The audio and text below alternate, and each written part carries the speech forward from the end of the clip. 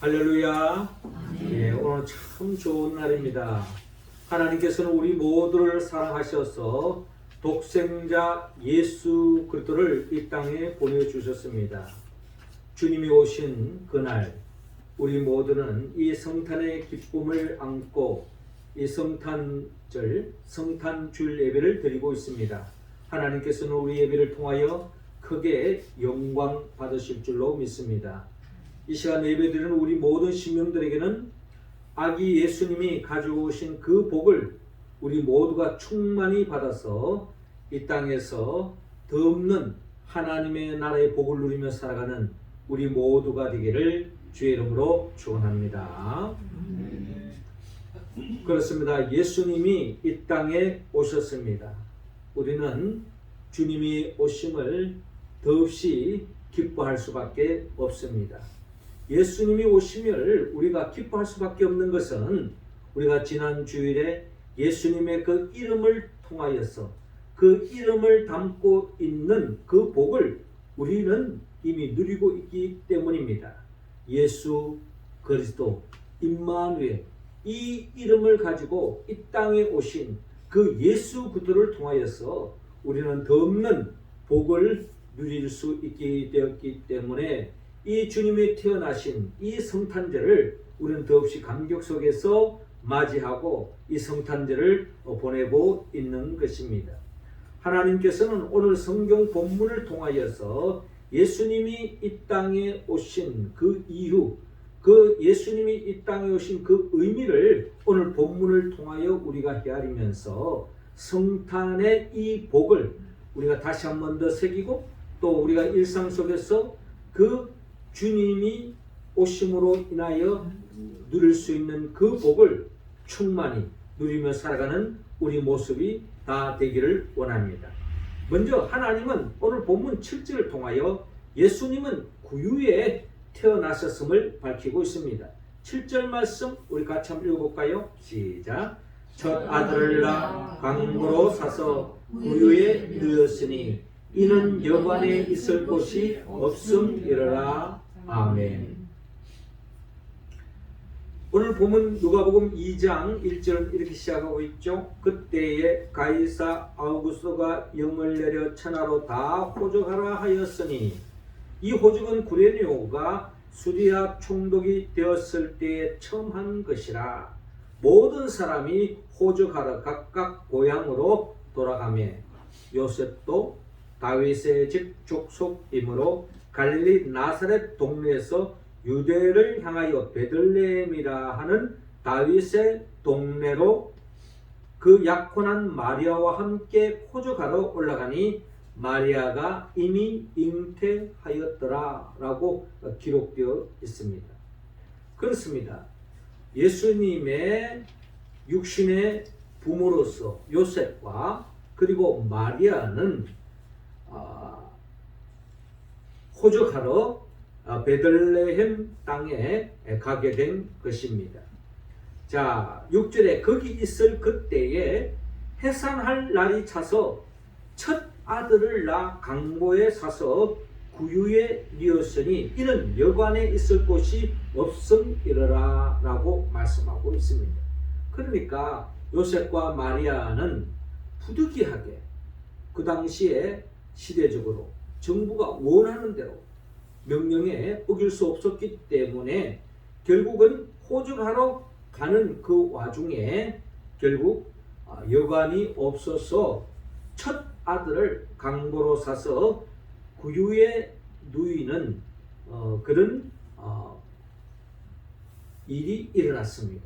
그러니까 누구나 부모 입장에서 자식을 편안한 곳에서 그렇게 낳고 싶은 것이 다 누구나 마음 아니겠습니까? 그런데 부득이하게 어쩔 수 없이 낳게 되었는데 구유에 뉘우게 되었다. 이 구유라고 하는 것은 우리가 잘 알듯이 이 구유는 이 소나 말이나 이런 가축의 이 먹이통을 말하는 것입니다. 밥그릇이죠, 한마디로 말해서. 예, 이 구유, 이 나무로 만든 또 때로는 돌로 만들어진 이 구유에다가 먹이를 주면은 말이나 또 소나 또 양이 이 구유에 있는 음식을 먹게 되어지는데, 이처럼 예수님께서 오늘 성경의 본문에 보면은 구유에 누이게 되었다라고 말씀하고 있습니다. 이 구유의 의미는 어떻게 본다면 아주 낮은 곳, 어떻게 보면은 비천한 곳, 너무나도 처량한 곳으로 우리가 이야기할 수 있습니다.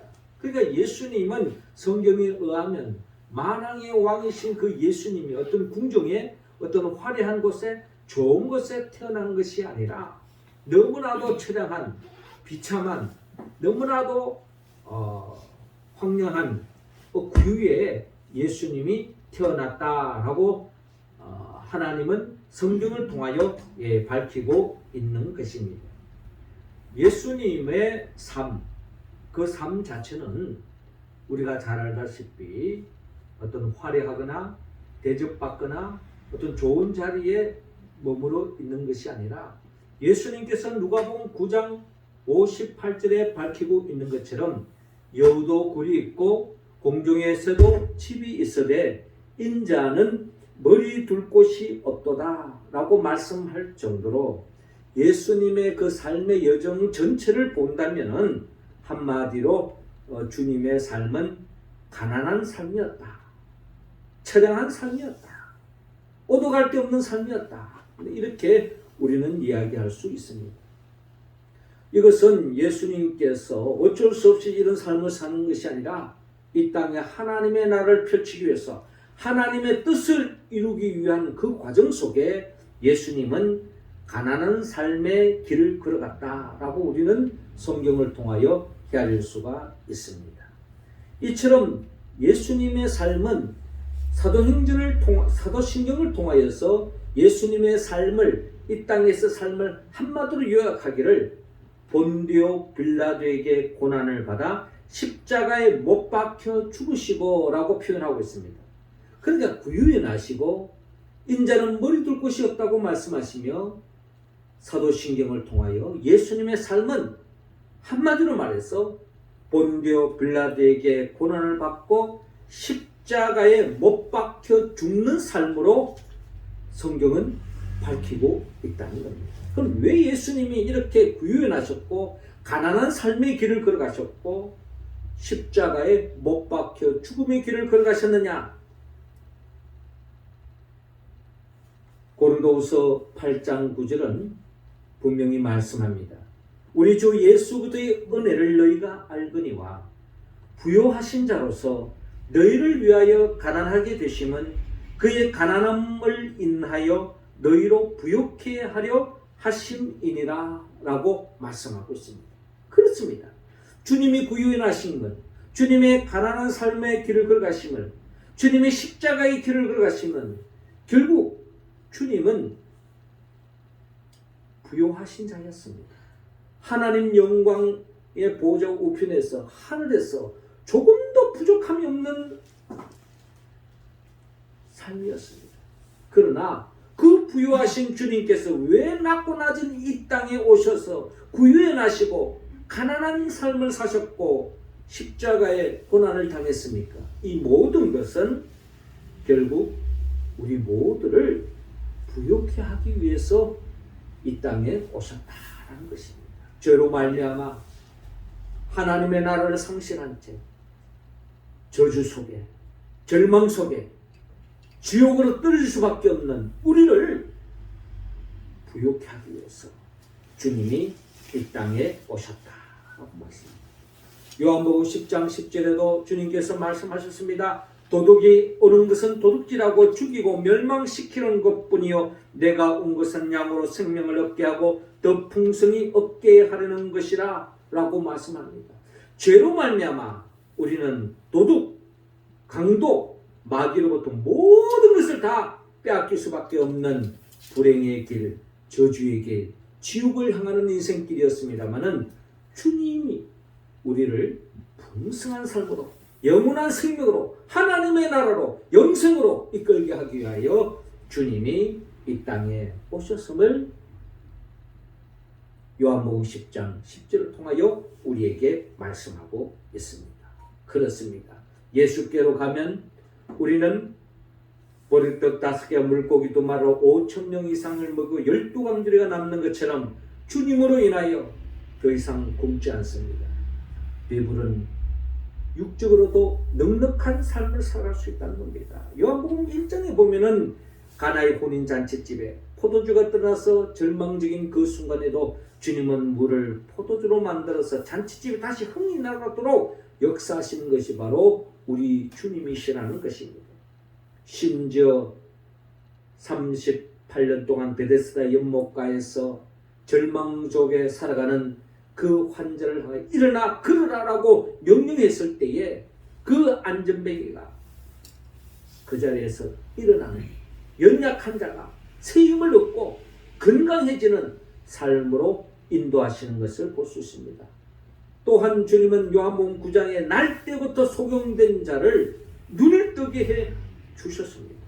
뿐만 아니라 여러분, 요한복음 11장에 보면은 죽은 나사로까지도 죽은 지 나흘이나 지나서 썩은 냄새나는 나사로였지만 주님이 명령했을 때 나사로가 무덤에서 살아나오는 역사가 일어나는 것입니다. 그렇습니다. 예수님께서 이 땅에 오셔서 그 예수 그들을 믿고 예수님께 나아가는 자는 더없이 부유해지는, 배고픈 자가 배부른 자가 되고 연약한 자가 강건해지고 병든 자가 치유함을 받고 더 없는 복을 받는 역사가 일어난다는 것입니다. 그렇습니다.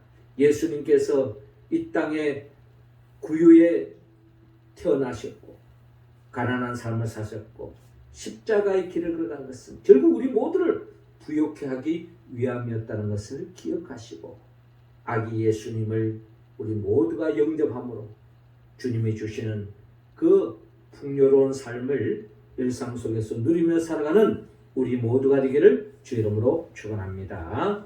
이어 두 번째로 주님은 오늘 본문 11절을 통하여 구주로 태어나셨음을 밝히고 있습니다. 11절 우리 같이 한번 읽어봅시다. 시작. 오늘 다윗의 동네에 너희를 위하여 구주가 나셨으니 곧 그리스도 주시니라. 아멘. 자, 오늘 보면 8절 이하를 또 보면요, 그 지역의 목자들이 밤에 밖에서 자기 양떼를 지키더니 주의 사자가 곁에 서고 주의 영광이 그들을 두루 비추매 크게 무서워하는지라. 천사가 이르되 무서워하지 말라. 보라, 내가 오늘 백성에게 미칠 큰 기쁨의 좋은 소식을 너희에게 전하노라. 오늘 다윗의 동네에 너희를 위하여 구주가 나섰으니 곧 그리스도 주시니라 라고 천사들이 말하고 있습니다. 이 소식을 들은 목자들은 천사들로부터 구주가 나섰음을 오랫동안 구약의 모든 선지자들이 예언했던 그 메시아, 그 그리스도가 나셨음을 천사들이 일깨워 준 겁니다. 그래서 12절에 너희가 가서 강고의 사역 구유에 누워 있는 아기를 보려니 이것이 너희에게 표적이니라 하더니라고 말씀합니다. 그러니까 강고의 사역에서 구유에 누워 있는 아기를 보려니 그분이 바로 그리스도요 너희의 주다라고 천군 천사들이 말하는 것입니다. 결국 예수님이 그리스도요 주시라는 것을 밝히고 있습니다. 사도행전 4장 12절에 다른 이로서는 구원을 얻을 수 없나니 천하 인간의 구원을 얻을 만한 다른 이름을 우리에게 주신 일이 없음이니라 라고 말씀합니다. 하나님께서 우리를 향한 구원의 길로서 예수 그리스도를 이 땅에 보내주셨다. 예수 그리스도만이 우리가 구원을 받을 수 있는 유일한 분이요 유일한 길이라는 것을 우리에게 말씀하고 있습니다. 그렇습니다. 예수를 그리스도라고 고백할 때에 우리는 구원의 길을 이룰 수 있고 더 없는 하나님의 나라의 복을 누릴 수 있다는 것입니다. 그렇습니다. 주님은 우리의 구원자로 이 땅에 오셨습니다. 어떠한 삶의 자리에 있더라 예수 그리스도의 이름으로 이 땅에 오신 그 주님을 믿음으로 진정한 구원을 얻는, 영생을 얻는, 하나님의 나라를 되찾는 영생복으로 가는 우리 모두가 되기를 주의 이름으로 축원합니다. 이어 마지막으로 우리 주님은 오늘 본문 14절을 통하여 평화로 태어나셨음을 밝히고 있습니다. 14절 말씀 우리 같이 읽습니다. 시작. 지극히 높은 곳에서는 하나님께 영광이요 땅에서는 하나님이 기뻐하신 사람들 중에 평화로다 하니라. 아멘. 자, 오늘 본문 13절에 보니까 호련히 수많은 천군이 그 천사들과 함께 하나님을 찬송하여 이르되, 주님이 이 땅에 오셨을 때 하늘에서 천군 천사들이 하나님을 향하여 찬송을 부르고 있습니다. 14절에 보니까 지극히 높은 곳에서는 하나님께 영광이요 땅에서는 하나님이 기뻐하신 사람들 중에 평화로다 하며 천군 천사들이 하나님을 찬양하고 있습니다. 이 말씀의 의미가 뭡니까?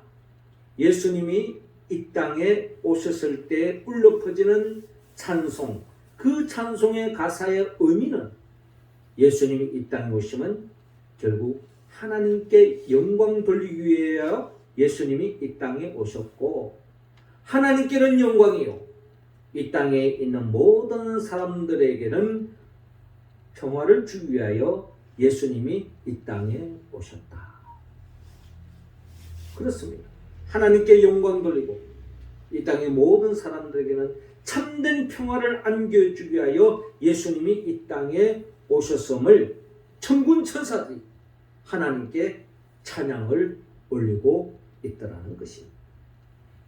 그렇습니다. 아기 예수님이 이 땅에 오신 목적은 결국 하나님께는 영광이요 우리 모두에게 평화를 주기 위해서, 참 평화를 주기 위해서 주님이 이 땅에 오셨습니다. 주님은 마태복음 5장 9절을 통하여 화평케 하는 자는 복이 있나니 저희가 하나님의 아들이라 일컬음을 받을 것이며 라고 말씀합니다. 주님은 이 땅에 우리에게 평화를 안겨주기 위해 이 땅에 오셨고, 또한 진정 주님의 자녀라면 평화로운 삶의 길로 나아가라고 말씀합니다. 로마서 12장 18절에 보면 할 수 있거든 너희로서는 모든 사람으로 더불어 평화하라 라고 말씀하고 있습니다. 하나님이 주시는 그 평화를 가지고 모든 사람들에게 참된 평화를 전해라 라고 말씀하고 있는 것입니다. 그런데 예수님은 마태복음 10장 34절을 통하여 말씀합니다. 내가 세상에 화평을 주러 온 줄로 생각하지 마라. 화평이 아니요 금을 주러 왔노라 라고 말씀하고 있습니다. 주님은 우리에게 평화를 주러 오셨는데, 우리에게 평화의 삶을 살기를 원했는데, 왜 주님은 내가 화평을 주러 온 줄로 생각하지 마라, 화평이 아니요 금을 주러 왔노라, 왜 뜬금없이 주님이 이런 말씀을 하셨습니까? 주님은 우리 모두가 거짓된 평화에 젖어있는 우리들을 일깨워주기 위한 것입니다. 이 세상 평화에는 두 종류의 평화가 있습니다. 참된 평화가 있는가 하면 거짓된 평화가 있다는 거예요. 거짓된 평화, 그것은 마귀가 주는 평화라는 것입니다. 마귀가 주는 평화는 어떻게 보면 조폭이 주는 평화와 똑같아요. 와서 폭력을 일삼고 힘으로 완력으로 짓밟다가 조폭이 하는 말이, 니네 말 잘 들으면 나 너 때리지 않을게, 너 힘들게 하지 않을게, 우리 친하게 지내자, 나에게 잘 보이면 너 좋은 일이 생길 거야 하면서 하는 평화, 이게 바로 거짓된 평화라는 거예요. 마귀는 우리들에게 속삭입니다. 내게 절하면, 나를 섬기면 나를 위하면, 나를 챙겨주면, 내 말대로 하면 네가 평화를 누릴 것이다. 그것은 거짓된 평화인 것입니다. 죄로 말미암아 얻는 평화는 오래가지 않습니다. 죄로 인하여 얻는 평화는 결국 바람과 함께 사라질 수밖에 없는 것입니다. 예수님이 이 땅에 오신 이유가 뭡니까? 우리에게 참된 평안을 안겨주기 위해서, 참된 행복을 안겨주기 위해서, 참된 기쁨을 안겨주기 위하여 주님이 이 땅에 오셨어. 그 거짓된 평화를 도말하기 위하여 친히 그 죄를, 우리의 죄를 대신 짊어지고 십자가에 못 박혀 죽으셨습니다. 그래서 이사야 53장 5절에 그가 찔림은 우리의 허물 때문이요 그가 상함은 우리의 죄악 때문이라. 그가 징계를 받음으로 우리는 평화를 누리고 그가 채찍에 맞음으로 우리는 나음을 받았도다 하고 말씀합니다. 우리에게 평화를 주기 위해서 주님은 친히 우리를 대신해서 찔림을 받으시고 상함을 받으시고 징계를 받으시고 채찍이 맞았다는 겁니다. 무엇을 위해서? 우리에게 참 평안을 안겨주기 위해서 주님은 성육신하셨고 인간의 몸으로 오셨고 가난해지셨고 십자가의 고난을 몸소 당하셨다. 왜? 우리에게 평화를 주기 위해서. 그래서 주님은 임마누엘이라는 이름으로 이 땅에 오셨습니다. 임마누엘의 복 누가 누릴 수 있습니까? 죄가 없는 자만이, 예수 그리스도를 통하여 죄사함의 은총을 받은 자만이 임마누엘의 복이 임하는 것입니다.